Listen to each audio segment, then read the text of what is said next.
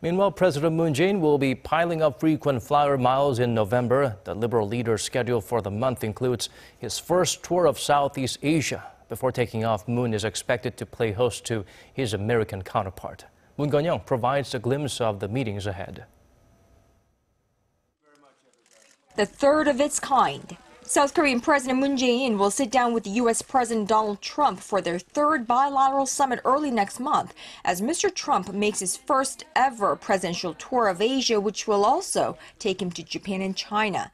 The Blue House confirmed Thursday that the one-on-one will take place in Seoul this time, following the first two in Washington D.C. and New York.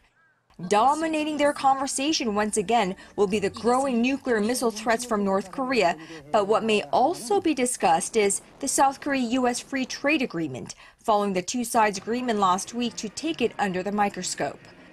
After hosting the U.S. president at home, the South Korean leader will set out on his fourth foreign trip since taking office and his first to Southeast Asia on November 8th for the usual round of regional summits, in addition to more than a few bilateral meetings with global leaders.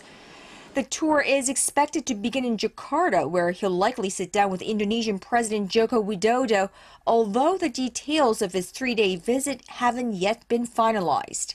The South Korean leader will then head to Vietnam to participate in the Asia-Pacific Economic Cooperation meeting, which will bring together leaders from 21 member economies, followed by a trip to the Philippines to attend the annual East Asia Summit and the ASEAN Plus 3. The ASEAN Plus 3 summit involves leaders of the 10 member countries plus South Korea, Japan, and China. President Moon's Southeast Asia tour comes at a critical time for South Korean diplomacy as North Korea continues to ratchet up tensions. President Moon reaffirmed his commitment to strengthen South Korea's relations with member countries of the ASEAN to par with our ties with the U.S., China, Japan, and Russia.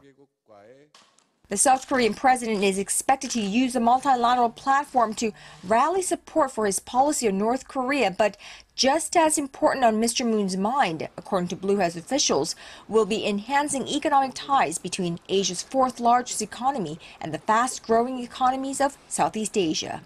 Connyoung, Arirang News, the Blue House.